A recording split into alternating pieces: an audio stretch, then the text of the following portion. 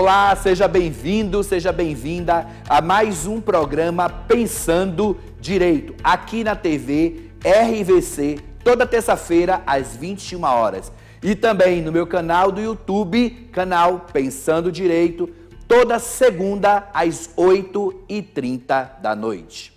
Bem, hoje aqui no programa vamos conversar sobre um tema altamente importante e necessário para você que está aí em casa, que é o planejamento previdenciário e os benefícios do regime geral da Previdência Social. E como entrevistada, eu tenho a minha querida amiga, a doutora Kátia Teles. Kátia, minha amiga, seja bem-vinda ao nosso programa Pensando Direito. Olá, eu gostaria de agradecer o convite de Fernando, professor Fernando, e também da TV RVC, canal 8 da NET, e o canal Pensando Direito do YouTube, por ter essa oportunidade de falar sobre o planejamento previdenciário, os benefícios da Previdência e o benefício de prestação continuada. No programa de hoje, nós vamos tentar dividir esse tema, porque é muito extenso, em 3 partes. A primeira parte, nós vamos conversar sobre planejamento previdenciário. Na segunda parte, benefícios previdenciários e as alterações trazidas pela Emenda Constitucional número 103 de 2019. Na terceira parte, nós vamos falar sobre BPC, Benefício de Prestação Continuada, o famoso LOAS. E ainda no último bloco, o nosso ping-pong de cara com Peixoto. Beleza? Então vamos lá, vamos começar o nosso programa. Kátia, conta aí pra gente, como é que o trabalhador pode contribuir para a Previdência Social? O trabalhador, ele contribui para a Previdência Social de algumas formas, vai depender do tipo de trabalhador que ele é. Por exemplo, se ele é um empregado, né, tem vínculo empregatício, a empresa que vai fazer esse recolhimento é responsável pelo recolhimento, retendo o valor da contribuição para posterior repasse da contribuição para a Receita Federal. Empregado doméstico é a mesma coisa, né? E se tratando de trabalhador avulso, que são aqueles que trabalham em regra nos portos, né, que são regidos por um órgão específico, que exercem várias atividades nos portos, é o órgão gestor que vai fazer essa contribuição.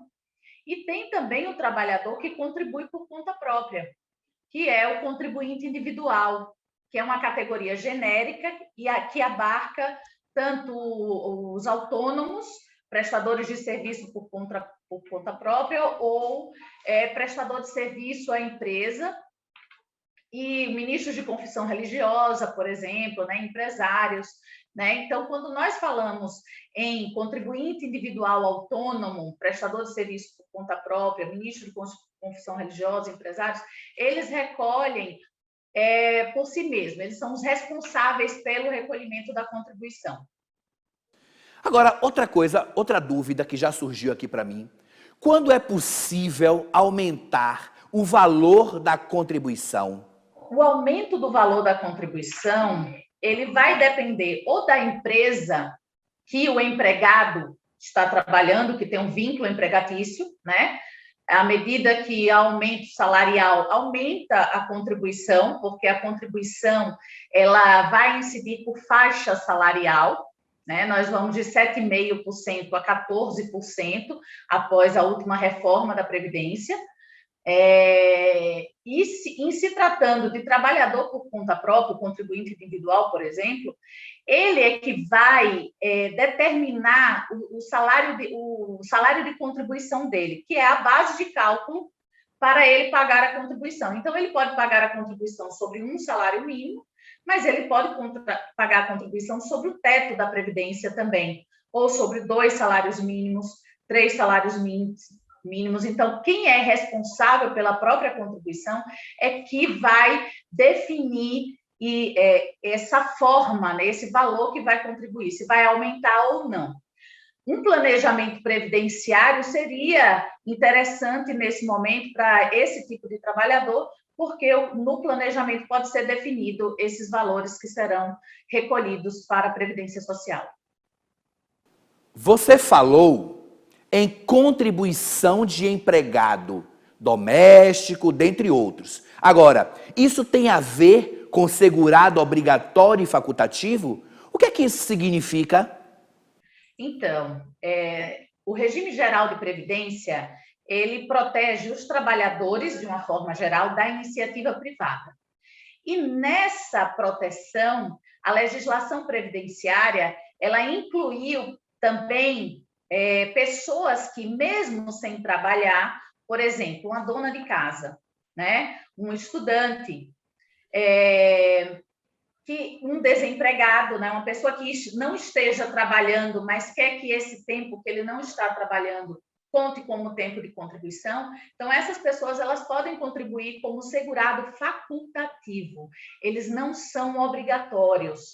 Eles contribuem se eles quiserem para terem o quê? A proteção devida pela Previdência, que são os benefícios previdenciários. O trabalhador remunerado, ele é obrigado a contribuir, porque a Previdência é um seguro social. Então, todo trabalhador remunerado tem que contribuir. Outra pergunta que surge muito é o seguinte: eu sou descontado diretamente em folha para a Previdência Social. É obrigatório isso? Sim, sim. Como eu acabei de falar, todo trabalhador, seja empregado doméstico, trabalhador avulso e contribuinte individual, abarcando todas as categorias aí dentro dessa categoria genérica aí, tem que contribuir. No caso do empregado, é o empregador que faz esse recolhimento. O que é que ele faz? Ele retém da remuneração do empregado o valor relativo à contribuição dentro das faixas, né, das alíquotas e faixas salariais, e aí vai fazer o respectivo repasse.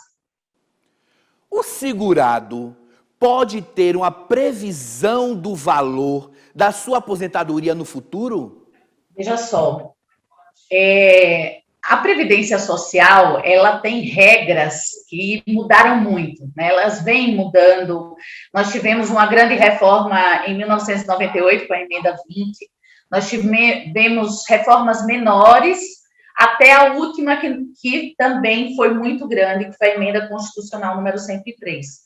Né? Então, por conta dessas alterações, o segurado consegue, sim, ter um valor aproximado do valor da aposentadoria dentro das regras atuais instituídas pela última reforma previdenciária. Mas aí você pode me perguntar, e ele consegue isso sozinho? Ele precisa fazer um planejamento, como eu falei inicialmente. No planejamento previdenciário, né, o responsável pelo planejamento, que é o advogado, ele vai fazer essas projeções de acordo com o que o segurado pode contribuir. Agora, eu acho que o pessoal de casa também está com essa dúvida. Eu queria que você nos explicasse. O que seria, então, esse planejamento previdenciário? Sim, sim. O planejamento previdenciário é uma forma do segurado, diante de todas essas alterações que nós tivemos, né, ele saber, né, primeiro, se as contribuições dele durante a sua vida laborativa, a sua vida que ele trabalhou até agora, até este momento, elas estão corretas, né? Então, isso tem que fazer um cruzamento de dados entre o que consta no meu INSS do segurado, né, no extrato de contribuições e a carteira de trabalho, ou os recolhimentos por conta própria, né? Além disso, é possível verificar qual o melhor tipo de regra para se aposentar, que traga um valor de benefício mais vantajoso para o segurado.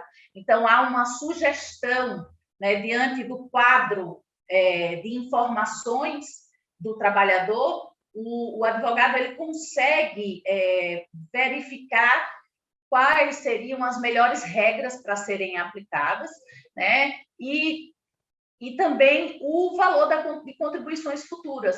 Um autônomo, por exemplo, sobre quanto eu vou contribuir para ter mais ou menos um valor X daqui a 5, 10, 15 anos, né? Então, nós conseguimos fazer esse cálculo aproximado, não é exato, é um cálculo aproximado, para que o segurado tenha uma previsibilidade e não seja pego de surpresa, né? Muita gente vai se aposentar, requer aposentadoria lá no INSS, e quando vai ver, o INSS diz, não tem direito a se aposentar, porque você não cumpriu os requisitos.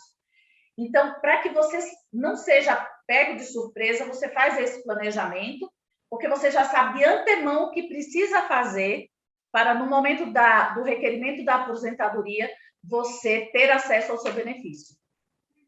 Agora, Kátia, é o seguinte, quero ajudar agora o pessoal de casa que está aqui nos assistindo. Como é que o pessoal de casa, como é que o contribuinte pode conferir se estão havendo as contribuições ou se estas foram recolhidas? Existe algum aplicativo para que esse contribuinte ele possa acessar? Existe, sim. Existe um aplicativo chamado Meu INSS. Tá? É um aplicativo que o trabalhador ele tem acesso a todas as informações relativas ao seu trabalho, desde quando ele começou, né? E nessas informações existe lá para você acessar o CNIS, que contém o extrato de contribuições do trabalhador. Então, a partir do CNIS, o segurado ele consegue verificar se foram feitas todas as contribuições e se as contribuições elas estão corretas. Como é que eu sei se elas estão corretas?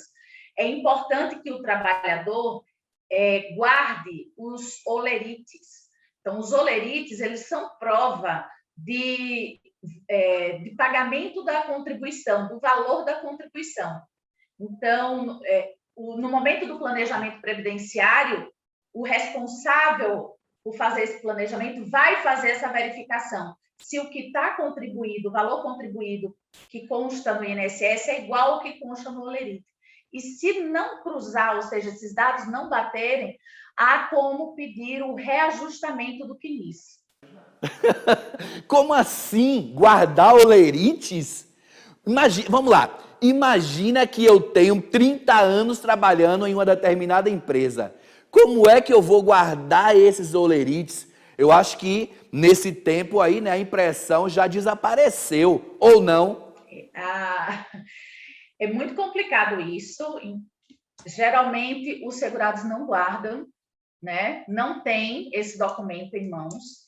Eu fiz um planejamento há pouco tempo que o segurado tinha alguns e ajudou muito porque eu consegui verificar que no INSS não constava a contribuição e, através do olerite, tinha contribuição. Então, nós fizemos um pedido de reajustamento de CNIS para incluir essas contribuições que não constavam no INSS. Então, sem os olerites, ou mesmo a carteira de trabalho, né? A carteira de trabalho vai provar só o vínculo, não vai provar valores, né? Mas sem esses olerites fica mais complicado a gente fazer esse cruzamento de valor de contribuição. Olha só, então fica aqui a dica para você que está aí em casa. Guarde os seus olerites, guarde sua carteira, guarde todo aquele documento que diz respeito àquela relação, tá? Belezinha, agora, Kátia, me diga uma coisa. Como é que é calculado o valor da aposentadoria hoje, no pós-reforma da Previdência? Boa pergunta. Até 13 de novembro de 2019, foi o momento que a última reforma passou a ter vigência, a forma de calcular os benefícios era com base numa média aritmética simples. Média aritmética simples dos 80% maiores salários de contribuição. O salário de contribuição é a remuneração do trabalhador, tá? É a base de cálculo, né? Então, pegam-se os 80% maiores salários, descartam os 20% menores, né? E aí você faz essa média aritmética, atualiza, soma todos os valores e divide pela quantidade de salários de contribuição, de remunerações do trabalhador. E aí, cada benefício, antes da emenda, da última reforma, tinha um coeficiente, né? A aposentadoria por tempo de contribuição era 100%, o auxílio-doença era 91%, a aposentadoria por idade era 70%, acrescentando-se 1% a cada grupo de 12 contribuições posteriores, né, a mais que o mínimo exigido. E aí vai. Com a reforma, nós tivemos uma nova forma de calcular. Então, hoje, nós vamos continuar com a média aritmética, mas não dos 80% maiores, mas sim de todos os salários de contribuição, ou seja, todas as remunerações do trabalhador, desde julho de 1994, que foi a vigência do Plano Real, né? Ou desde o momento que ele começou a contribuir. Então, faz-se essa média aritmética simples de todos, ou seja, se você contribuiu por 5 anos sobre o teto e depois ficou contribuindo sobre um salário mínimo, vai ter uma interferência grande, porque esses valores menores não serão excluídos, né? Então, vão se utilizar todos os salários de contribuição. Feita essa média, vai ter um coeficiente que vai incidir sobre esse resultado, que é de 60%. A regra permanente de aposentadoria hoje exige 15 anos de contribuição para a mulher e 20 anos de contribuição para o homem. Então, vai ser 60%, começa com 60%. Se essa mulher ou homem, trabalhadora ou trabalhador, tiver mais que 15 anos de contribuição, mulher, e mais de 20 anos de contribuição, o homem, vai acrescentar 2% a cada ano a mais. Por exemplo, eu tenho 20 anos de contribuição e 62 anos de idade, tá? O mínimo que se exige para mim são 15 anos, então eu tenho 5 anos a mais de contribuição. Então, esses 5 anos a mais eu multiplico por 2, porque eu acrescento 2 a cada ano a mais. Então, eu tenho 10%. Eu vou somar esses 10% aos 60%, que é a base, o coeficiente base. Então, o meu benefício vai ser 70% da média aritmética de todos os salários de contribuição desde julho de 94, ou desde o momento que eu comecei a contribuir. Agora, me diga aí, essas contas qualquer um pode fazer? Porque assim, eu acho complicado, né, para o nosso contribuinte e a nossa contribuinte, você não acha? E quem é que pode, agora aqui, para resumir para o pessoal de casa, quem pode fazer essas contas? O advogado, o INSS? Porque eu acho que para o contribuinte fica um pouco complicado, não? O INSS, ele faz. No momento que o segurado vai requerer o benefício, o INSS faz essa conta, certo? Mas é aquilo que eu tinha me referido anteriormente. Pode ser que algum dado do segurado não conste no INSS, e o INSS vai fazer com aquilo que existe dentro do seu banco de dados. Então, o advogado, ele consegue fazer essa conta e ter a certeza do efetivo tempo contributivo para o segurado, para que essa porcentagem a mais, esse coeficiente que se soma à base, ao coeficiente base, ele consiga, né, ser esticado dentro do quadro contributivo do trabalhador. Né? O advogado, ele vai ter o papel de quê? De verificar se realmente os dados contidos no INSS, eles cruzam com as informações documentais do segurado. Uma questão assim que eu particularmente tenho, né, porque todo mundo sabe, quem acompanha aqui o nosso programa sabe, que eu não atuo na área previdenciária. E tem algumas expressões que até eu também fico em dúvida. Então vamos ajudar aqui o pessoal de casa. Explica aqui pra gente o que é fator previdenciário. O fator previdenciário, ele foi criado pela Lei 9876 de 99 para garantir que a aposentadoria por tempo de contribuição vinda com a emenda constitucional número 20, né, que substituiu a aposentadoria por tempo de serviço, evitasse que as pessoas se aposentassem mais cedo, né? Então, o fator previdenciário, ele leva em consideração a expectativa de sobrevida, e quanto maior a expectativa de sobrevida, o seu valor vai diminuir o valor do benefício, vai fazer essa diminuição do valor do benefício. E o objetivo dele foi que o sistema previdenciário no sistema previdenciário rege a solidariedade intergeracional. Então, hoje, quem contribui para aquele que está recebendo. Então, se eu recebo por muito tempo um benefício, eu tenho que ter trabalhador, né, segurado para sustentar esse sistema. Então, o fator veio para evitar essas aposentadorias por tempo de contribuição precoces na idade. O fator previdenciário continuou a existir mesmo com as novas regras? E é possível fugir desse fator previdenciário? Então, ele ainda existe, mas ele existe somente em uma regra de transição, que é a do pedágio 50%. Na regra permanente, que é a atual regra da aposentadoria programada por idade, não existe fator previdenciário.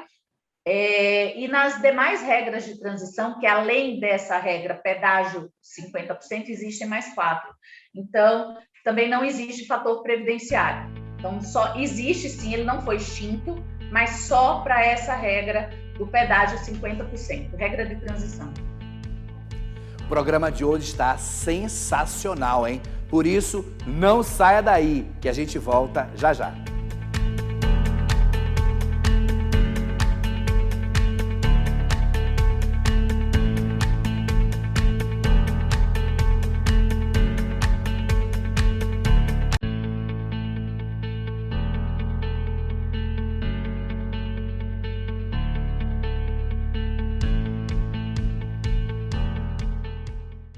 Estamos de volta com o nosso programa Pensando Direito, hoje falando sobre planejamento previdenciário, com a doutora Kátia Teles. E aqui no nosso segundo bloco, nós vamos falar sobre benefícios previdenciários e as alterações trazidas pela Emenda Constitucional número 103 de 2019. Vamos lá.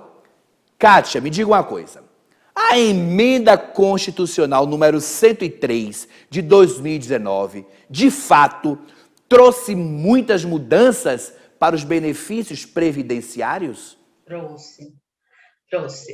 Além de mudar a forma de concessão, ele mudou os nomes também de alguns benefícios previdenciários. E qual foi o objetivo dessas mudanças? As mudanças nas regras previdenciárias, elas vêm para quê? Para garantir o equilíbrio do sistema financeiro e atuarial. A Previdência ela é regida pelo regime de repartição simples, onde nós temos a solidariedade intergeracional, como já falei. Então, quanto mais trabalhadores contribuindo, melhor para a Previdência. Por quê? Porque sustenta os benefícios que estão sendo pagos, né? Então, nós vamos ter, com as reformas, né? Com a reforma, desculpe, nós vamos ter com a reforma um aumento de tempo de contribuição e uma exigência de idade cumulativa a esse tempo de contribuição. Porque, com isso, você mantém o segurado por mais tempo contribuindo. E a reforma ele não necessariamente aumenta o tempo de contribuição. Ele traz um mínimo de contribuição, mas vincula essa necessidade de contribuir mais para que o segurado, o trabalhador, ele tenha um valor de benefício compatível com aquilo que ele contribui, porque quanto mais contribuições, maior aquele coeficiente que eu falei de 60%, mais 2% a cada ano a mais contribuído. Então, isso faz com que o segurado busque esse valor de benefício maior, contribuindo mais. E a idade também, ela teve uma alteração, né? A mulher hoje, 62 anos de idade, antes da emenda era 60, e o homem, 65.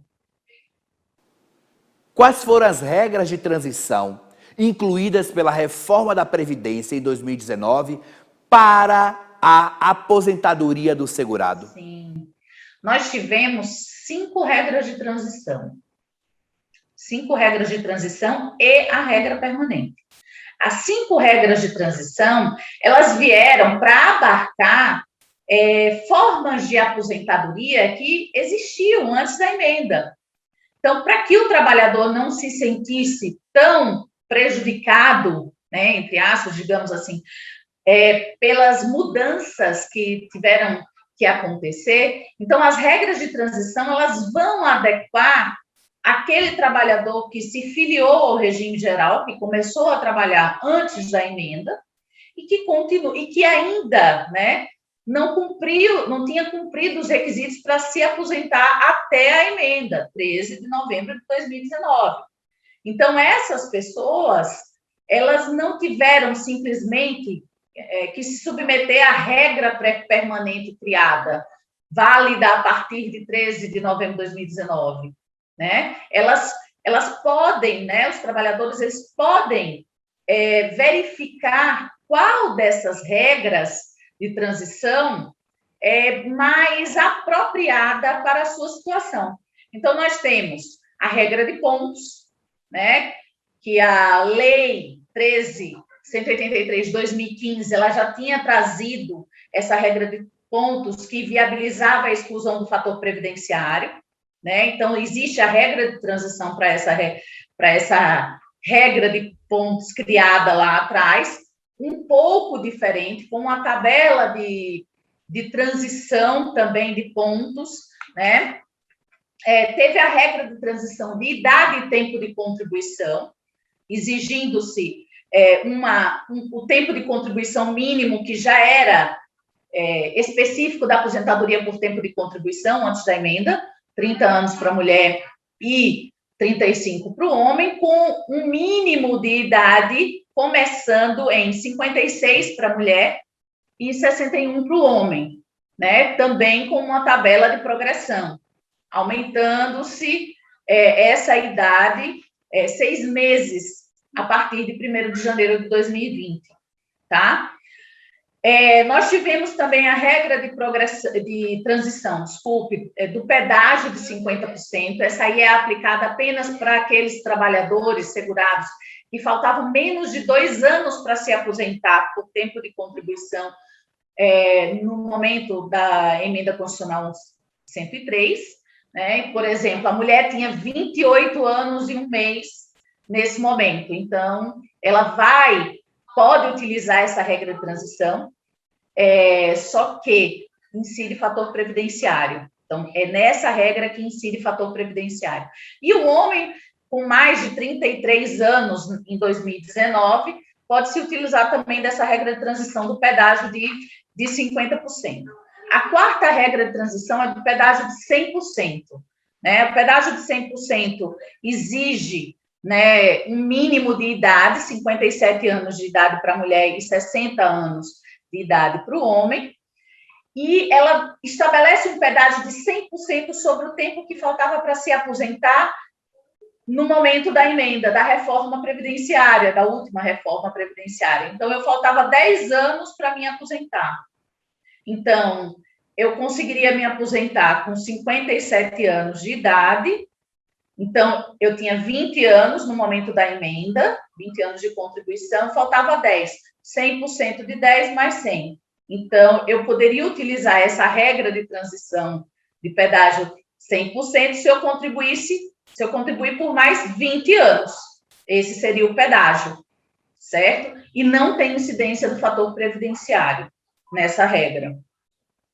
E a última regra de transição é da aposentadoria por idade. Ele traz uma regra de transição que exige um mínimo de contribuição para homem e mulher de 15 anos, e a idade da mulher até dezembro de 2019 seria 60 anos. Existe uma tabela de progressão para a mulher até completar 62 anos e 65 anos de idade para o homem. Então, nessa tabela de progressão da mulher, aumenta-se 6 meses a cada ano. Então, 62 anos chegaria em 2023. Então, em 2023, chegaria e igualaria a regra permanente para a mulher. O que diferencia essa regra de transição da aposentadoria por idade da regra permanente para o homem? É que nessa regra de transição da aposentadoria por idade para o homem, o mínimo de contribuição são 15 anos. Na regra pré-permanente são 20 anos. Minha querida, eu acho que nós deveríamos fazer um programa exclusivo só com essas regras de transição, para que você aí de casa, você que acompanha aqui o nosso programa, possa entender melhor, porque foram muitas as regras de transição. Foram muitas as regras incluídas a partir dessa reforma de 2019. Agora, Kátia, me diga uma coisa. Essas regras de transição, elas de fato dificultaram a aposentadoria ou não mudou nada na prática? Na prática mudou. Mudou sim. Mudou por quê?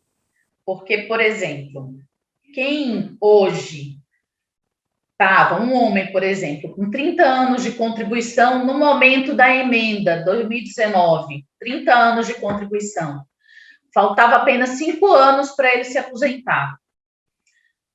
Com as regras de transição e a regra permanente, ele não vai poder se aposentar com mais 5 anos, após 5 anos contribuindo. Por quê? Porque existe a exigência da idade. Ele tem que ter 65 anos de idade. Então, 30 anos de contribuição em 2019, ele tinha 50 anos de idade, mais 5 anos com a regra antiga, ele se aposentaria. Com a regra nova, as regras, utilizando-se as regras de transição, ele vai ter que esperar para se aposentar até 65 anos de idade, porque tem que ter idade e tempo de contribuição. Eita, danou-se! Então, eu acho que eu não me aposento mais, hein? Jesus Maria José. Agora, me diga uma coisa. A reforma também trouxe nova regra de aposentadoria? Trouxe uma, O que a reforma fez? Que era para ter sido feito na emenda constitucional número 20 de 1998. Na emenda constitucional número 20 de 98, foi a primeira grande reforma da Previdência, da atual Constituição, era para existir uma aposentadoria só que tinha como requisitos idade e tempo de contribuição. No momento da votação, houve um equívoco, e separaram-se esses requisitos, transformando-os não em requisitos, mas cada um em um benefício diferente. Uma aposentadoria por idade, outra aposentadoria por tempo de contribuição. Então, nesse meio tempo, o fator previdenciário, em 99, no ano seguinte, na verdade, o fator previdenciário ele veio para ver se utilizava menos a aposentadoria por tempo de contribuição. Então, ele veio tentar restringir o uso da aposentadoria por tempo de contribuição. Não conseguiu muito, porque as pessoas se aposentavam por tempo de contribuição e continuavam contribuindo, trabalhando e contribuindo. A emenda constitucional 103 de 2019, a última reforma previdenciária, ela juntou. A aposentadoria por tempo de contribuição, ela deixa de existir como uma regra permanente, ela só existe nos requisitos da regra de transição e passa a existir uma aposentadoria programada por idade, que exige da mulher 62 anos de idade e 15 anos de contribuição, e do homem 65 anos de idade com 20 anos de contribuição no mínimo. Ainda existe a aposentadoria por tempo de contribuição? Não. Ela sozinha não, ela só existe nas regras de transição. Mesmo assim, ela está linkada, né, com a idade do segurado. Então, não existe mais aposentadoria por tempo de contribuição, tempo de serviço, como já foi chamada também. Quem tem direito à aposentadoria? Todos os trabalhadores, aposentadoria do Regime Geral de Previdência Social, todos os trabalhadores filiados ao Regime Geral de Previdência Social. Só eles não. Nós temos que pensar também nos segurados facultativos, porque os trabalhadores são segurados obrigatórios. Os segurados facultativos, eles são dona de casa, que contribui para ter benefícios previdenciários, elas também têm direito à aposentadoria, a benefícios previdenciários. Kátia, olha só, nós recebemos aqui algumas perguntas dos nossos telespectadores, né? E uma pergunta que surgiu, que foi muito constante, é a seguinte: existe diferença entre a aposentadoria urbana e a aposentadoria rural? Existe. A primeira diferença é o tipo, né? O tipo de trabalho e o local de trabalho. A aposentadoria rural é devido ao trabalhador rural. E trabalhador rural, nós temos trabalhador rural empregado, nós temos trabalhador avulso, contribuinte individual e segurado especial. Né? Então, as regras, elas também são diferentes. Por quê? Porque se leva em consideração que a atividade rural, ela traz um desgaste maior pela forma como ela é desenvolvida para o trabalhador. Por exemplo, um agricultor. O agricultor trabalha no solo, sob o sol, né? Então, isso traz um desgaste para ele. Por essa razão que tem uma diminuição de tempo, de idade, na verdade, para esse trabalhador rural se aposentar. Então, o trabalhador rural tem que esperar completar 65 anos de idade para se aposentar? Então, é igual ao trabalhador urbano, é isso? Na verdade, a regra para o rural, ela permaneceu, 60 anos de idade para o homem e 55 para a mulher, com o cumprimento de um período de carência que equivale a 180 contribuições mensais. Contribuições mensais, 180 quer dizer 15 anos de contribuição contados mês a mês. Mas existe um tipo de trabalhador rural que é chamado de segurado especial, e ele é assim chamado porque tem um tratamento diferenciado em razão do tipo de atividade que exerce, porque trabalha com sua família, em regime de economia familiar, para a sua subsistência, né? Então, é o agricultor, o pescador artesanal, por exemplo, o garimpeiro, né, que trabalha em regime de economia familiar. Então, esses trabalhadores, eles precisam provar que exerceram atividade no âmbito rural em regime de economia familiar. Ele não precisa necessariamente provar que contribuíram. Eles, hoje, é possível fazer uma autodeclaração, né? E essa autodeclaração, se o INSS quiser mais informações sobre isso, ele vai buscar os meios e pedir, solicitar os documentos a esse trabalhador que trabalha em regime de economia familiar. Outra dúvida que geralmente surge também é o seguinte: aposentadoria híbrida. O que é isso? O que significa? A aposentadoria híbrida, ela foi instituída para quê? Para viabilizar que esse trabalhador, principalmente aquele que trabalha em regime de economia familiar, onde não se exigem contribuições, né, o segurado especial, por exemplo, trabalhador rural, segurado especial, ele possa utilizar esse tempo para se aposentar numa aposentadoria urbana. Ele trabalhou em um momento da sua vida em regime de economia familiar, não contribuiu, mas consegue provar a autodeclaração ou outros meios, né, se o INSS exigir, e começa a trabalhar no âmbito urbano. Então, para compor o período mínimo de contribuição para ter acesso a uma aposentadoria urbana, ele pode utilizar esse tempo que trabalhou no âmbito rural, somar e obter a aposentadoria. Por isso que ele chama híbrida, porque utiliza tempo rural com tempo urbano.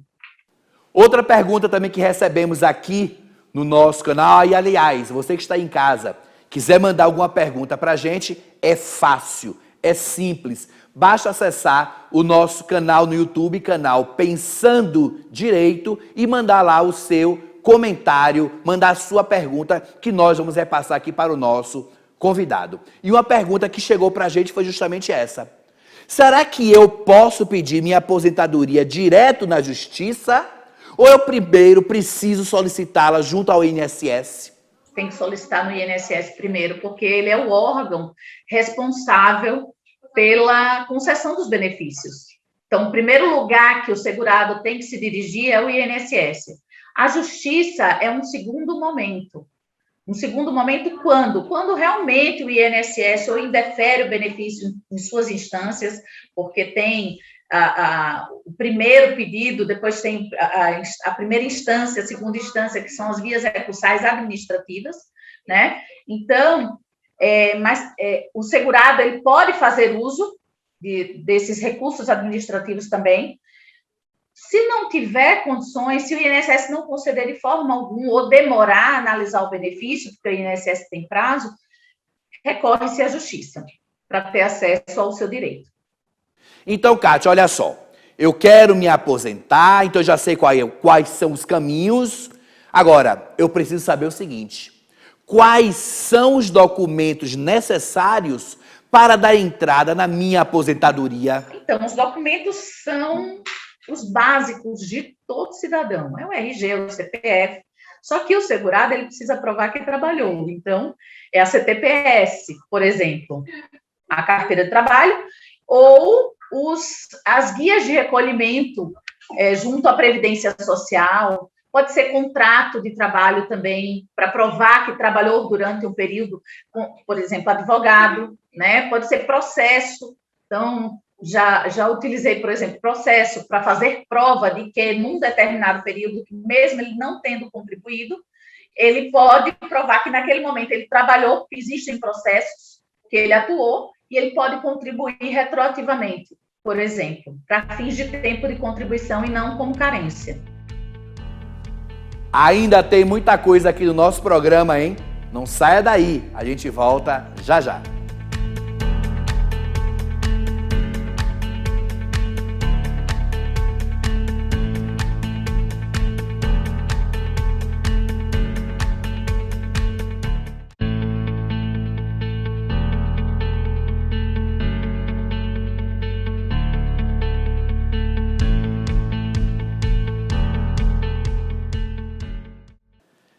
Estamos de volta aqui com o nosso programa Pensando Direito, falando hoje sobre um tema que é espetacular, um tema que é necessário para você aí de casa, planejamento previdenciário. E aqui no terceiro bloco, nessa terceira parte, nós vamos conversar sobre benefício de prestação continuada, o conhecido por LOAS. Show? Então vamos lá. Kátia, me diga uma coisa. É uma dúvida também, mais uma dúvida. Hoje aqui nesse programa eu estou cheio de dúvidas. E se eu não contribuir para a Previdência, eu tenho direito a algum benefício? Não, de jeito nenhum. Por quê? Porque a Previdência Social é um seguro. É um seguro social, mas é um seguro. É a mesma coisa que você perguntar, se eu não contribuir, eu tenho garantia de um seguro para o meu carro? Não tenho. Então, é a mesma lógica, né? Então, é a lógica de um seguro. Se eu não contribuir, eu não tenho direito a benefício previdenciário. Mas eu tenho direito a um benefício que ele é operacionalizado pela Previdência Social. Que benefício é esse? É o benefício de prestação continuada. Muitos conhecem como BPC, conhecem como LOAS, benefício do LOAS. LOAS é a Lei Orgânica de Assistência Social, né? Então, é um benefício que ele está previsto lá no artigo 203 da Constituição, e que ele visa a proteção do idoso a partir dos 65 anos ou mais, ou a pessoa com deficiência. Então, só nessas duas situações, desde que comprovem que não tem meios de sobreviver e nem tem meios de sobreviver com a ajuda da família, né? Então, nesse benefício, além de ter essa característica de que só o idoso, a partir dos 65 anos, e a pessoa com deficiência, exige-se que haja uma prova de renda per capita familiar igual ou inferior a 1/4 de salário mínimo, certo? Então, esse benefício, ele tem essas duas nuances. As pessoas que podem ter acesso e a renda familiar per capita. Então quer dizer que só o idoso e a pessoa com deficiência teria direito ao LOAS? É isso? Isso mesmo. Só o idoso deficiente. Agora, sim, nessa questão de renda per capita familiar, nós temos algumas ações civis públicas, inclusive elas, digamos assim, utilizadas na via administrativa por força da portaria 374, tá, de 2020, né, que viabiliza uma margem maior do uso dessa renda per capita familiar, a depender de quê? Da necessidade daquele idoso ou deficiente, pessoa com deficiência, no seio familiar. Então, esse idoso ou pessoa com deficiência precisa comprar, precisa do uso de fralda, precisa de medicação que o SUS não dispensa, disponibiliza, né? Então, nesses casos, mesmo que a renda per capita familiar seja superior a 1/4 de salário mínimo, é possível que esse idoso ou pessoa com deficiência tenha acesso com base nessas ações civis públicas, né? E é ratificada, digamos assim, por portaria do próprio INSS, que é a 374. Me diga uma coisa, vamos lá. Vamos pensar que nessa família existem várias pessoas, né? Idoso, deficiente. Então, é possível que mais de uma pessoa na mesma família possa receber o benefício de prestação continuada, o LOAS?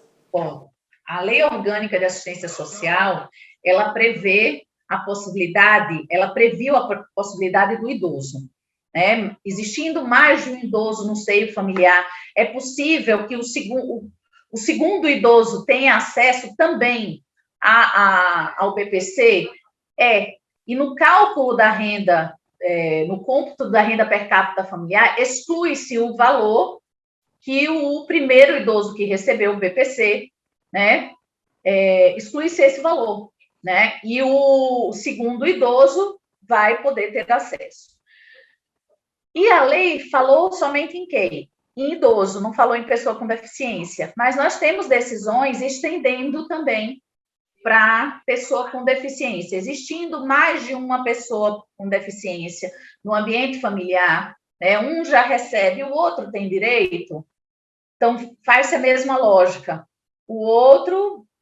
Outra pessoa com deficiência vai requerer o benefício e no cálculo da renda per capita exclui-se o valor que a primeira pessoa com deficiência recebe para que a renda per capita continue inferior a 1/4 do salário mínimo, se foi esse o critério para a concessão. Então, olha só. Para uma pessoa com deficiência, tem limite de idade para começar a receber esse benefício? Exemplo, vamos lá. Eu tenho 20 anos de idade e tenho uma deficiência. Eu posso, mesmo assim, receber esse benefício? Não existe idade para pessoa com deficiência. Existe o quê? A prova da deficiência, né? A prova da deficiência, que ela pode ser deficiência física, mental, sensorial, Inclusive, nós tivemos decisões recentes que considera, por exemplo, a visão monocular, a visão monocular como uma deficiência que gerou acesso ao benefício de prestação continuada. Mas tudo isso, Fernando, tem que se levar em consideração o contexto da família, a necessidade daquele requerente do benefício de prestação continuada, né? Quais são as condições, né, dele naquele momento, né? Então, tudo isso tem que ser levado em consideração. A necessidade não só física, porque a análise ela é biopsicossocial. Então, não é só uma perícia médica que vai definir. Um assistente social também pode fazer isso na via administrativa e na via judicial também pode ser feito. Essa análise de necessidade que não seja somente financeira. E se o INSS não liberar esse benefício, eu posso ingressar com uma ação? Sem dúvida. A negativa do INSS não quer dizer necessariamente que aquele indivíduo, aquela pessoa, ela não tem direito. A negativa do INSS, ela pode se basear nos critérios rígidos adotados, muito embora se utilize a ação civil pública que aumenta aí essa renda familiar per capita, tá? Mas não impede ao indivíduo, né, a pessoa com deficiência ou ao idoso, diante da negativa do INSS, ajuizar uma ação perante a justiça e pleitear o seu direito e ter acesso, desde que ele efetivamente tenha direito. Vamos lá, me ajude aí para ajudar o pessoal de casa que está acompanhando aqui o nosso programa. Como é que eu faço para dar entrada no LOAS, nesse benefício de prestação continuada? Quais seriam esses documentos necessários para que eu possa dar entrada? RG, CPF, vamos lá. Comprovante de residência, né? No caso de idoso, tem que provar a idade, a renda per capita familiar inferior a 1/4 do salário mínimo. Isso aí pode vir, pode provar através de remédios que ele precisa tomar, uso de fraldas, necessidade de uma pessoa para cuidar dele, por exemplo. No caso de pessoa com deficiência, a prova tem que ser também através de uma perícia médica, né? Uma análise biopsicossocial, como eu falei, né? Em ambos os casos, análise biopsicossocial. No caso da pessoa com deficiência, tem que ter a perícia médica para verificar o tipo de deficiência e se essa deficiência está dentro, realmente o impede de trabalhar, de exercer as atividades diárias. O LOAS é uma aposentadoria? É um tipo de aposentadoria ou não? Não, muita gente confunde. Muitas pessoas acham que recebem a aposentadoria da Previdência Social. Aí, quando vem conversar comigo, doutora, eu recebo uma aposentadoria da Previdência Social. Deixa eu dar uma olhada na documentação, né? Quando eu vejo benefício de prestação continuada. Então, há essa confusão, por quê? Porque o INSS operacionaliza. Então, como ele operacionaliza um benefício que é da assistência social, as pessoas confundem, acham que estão recebendo uma aposentadoria da Previdência Social. Mas, como eu falei antes, a Previdência, ela só protege o segurado, aquele que prova a contribuição, porque é um seguro. A assistência, ela assume um caráter o quê? Subsidiário. Então, aqueles que não estão protegidos pela Previdência Social, porque não são trabalhadores, porque não contribuem para esse seguro que é social, eles podem ter acesso à proteção assistencial, que é o terceiro subsistema do sistema maior que é de Seguridade Social, previsto na Constituição. Então, a assistência, ela assume esse caráter subsidiário. Então, se a família não consegue auxiliar, né, dar conta financeiramente daquela pessoa, né, ajudar na compra de remédios, pagamento de medicamentos. Então, o Estado entra na jogada. Então, ela tem uma subsidiariedade dupla, né? Primeiro, a família não conseguindo, aí entra o Estado com a proteção. E esse benefício específico para idoso e pessoa com deficiência, ele é devido só para essas pessoas. E existe também, por exemplo, o Bolsa Família. Existe, por exemplo, agora, em razão da Covid, o auxílio emergencial, que são benefícios assistenciais, da assistência social e não da Previdência. Outra pergunta bastante comum, muita gente questiona. É possível cumular aposentadoria com o LOAS? Jamais, não pode. Ou você tem a aposentadoria, né? Ou você tem o LOAS. Se você tem a aposentadoria, você não precisa do LOAS. É o caráter subsidiário da assistência social. O LOAS, o BPC, Benefício de Prestação Continuada, ele é devido quando aquela pessoa ela não tem a proteção previdenciária, quando ela não tem outra forma de sobreviver, de subsistir.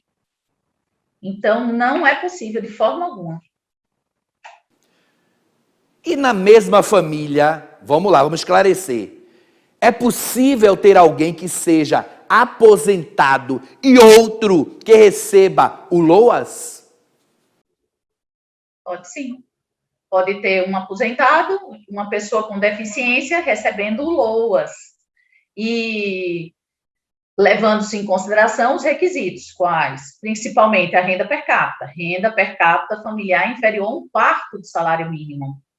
Pode ser que só uma pessoa na família é aposentada, recebe R$ 1.100 de aposentadoria e mora ali naquele ambiente familiar, mora com a esposa, um filho deficiente, netos, outro filho. E aí, por exemplo, se você pegar R$ 1.100 e dividir por 5 pessoas, já dá um valor igual ou inferior a 1/4 do salário mínimo, que viabiliza a essa pessoa com deficiência ter acesso ao BPC.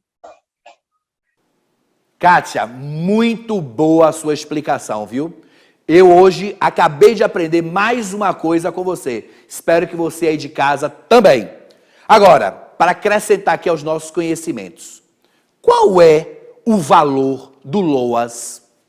É um salário mínimo invariavelmente.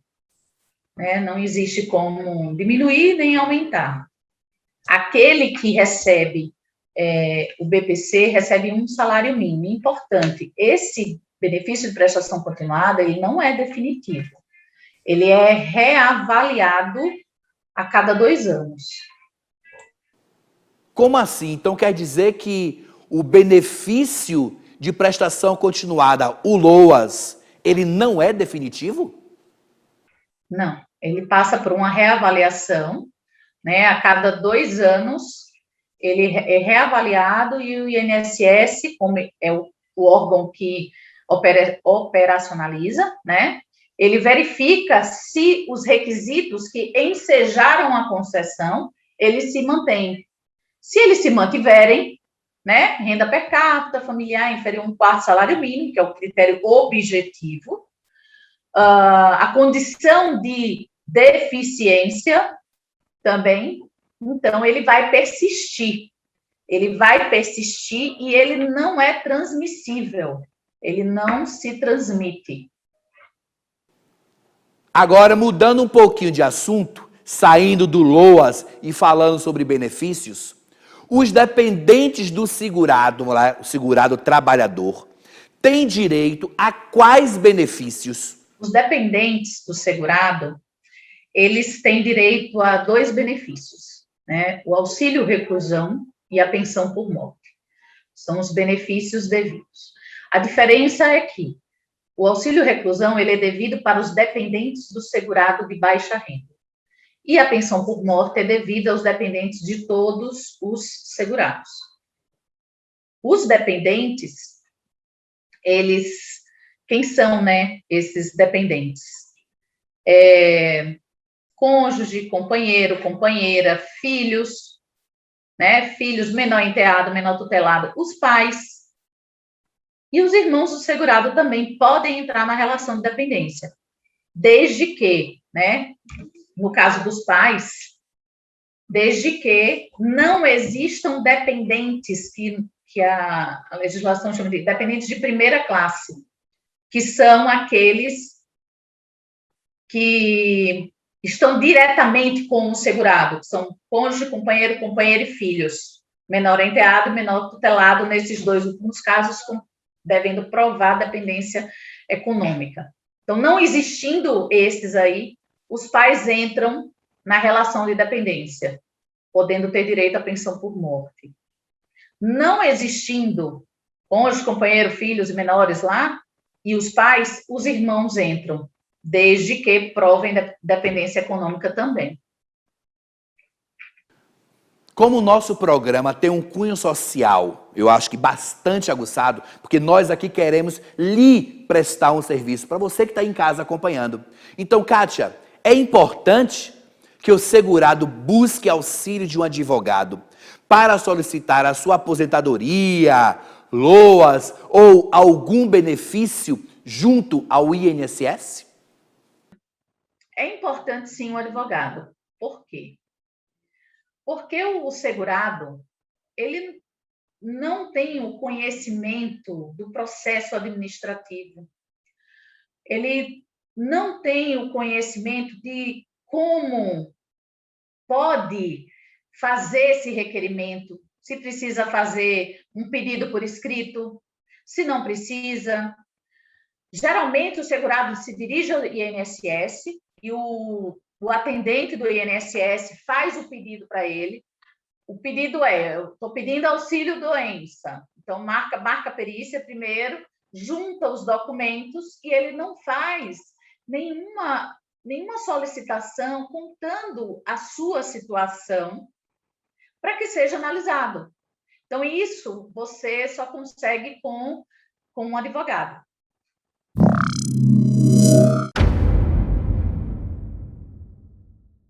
Agora chegou a parte do programa que eu mais gosto. Chegou a hora do nosso ping-pong de cara com Peixoto. Aqui eu faço perguntas para o nosso convidado e ela responde sim, não, perguntas curtas, de uma forma bem dinâmica. Vamos interagir aqui agora de uma forma bem rapidinha. Show? Beleza? Vamos lá para a nossa primeira pergunta. Kátia, a dona de casa, ela pode se aposentar? Pode, desde que contribua como segurada facultativa. Trabalho como MEI. Eu posso me aposentar? Pode também. É trabalhador. Segurado obrigatório, portanto. E se eu contribuir a minha vida inteira pelo teto, eu vou receber o teto da Previdência? Depende do tempo de contribuição que você tiver com as novas regras. Posso ter a minha aposentadoria penhorada para pagamento de pensão alimentícia? Pode sim, de acordo com o entendimento do STJ, sim. E funcionário público também se aposenta pelo INSS? Não. Funcionário público tem regime próprio de previdência social. Eu posso continuar trabalhando após me aposentar? Sim. Continuar trabalhando e continuar contribuindo. Será que eu preciso economizar dinheiro durante a aposentadoria? Depende. Se a sua remuneração for superior ao teto da Previdência Social, é interessante que se faça uma previdência privada. E eu posso fazer o meu pedido de aposentadoria pela internet? Pode, pelo aplicativo Meu INSS. Kátia, minha querida amiga, chegamos ao fim de mais um programa. Te agradeço demais pela sua presença, pela sua colaboração. Muito, muito obrigado e espero que tenhamos uma outra oportunidade com você. Muitíssimo obrigado. Mais uma vez eu quero agradecer a Fernando pelo convite, em participar do programa, né, do canal Pensando Direito, e agradecer também à TV RVC, no canal 8 da NET, por essa oportunidade. Até mais. Queria agradecer você aí de casa que acompanhou aqui o nosso programa Pensando Direito. Se tiver alguma dúvida, alguma sugestão de tema, manda pra gente, que a gente quer fazer um programa especial para você. E como é que faz isso? Simples. Manda mensagem lá pro nosso canal Pensando Direito lá no YouTube ou pelo Instagram, @o_Fernando_Peixoto. Muito obrigado pela sua paciência, muito obrigado pela sua audiência e até o nosso próximo programa. Tchau, tchau, fui!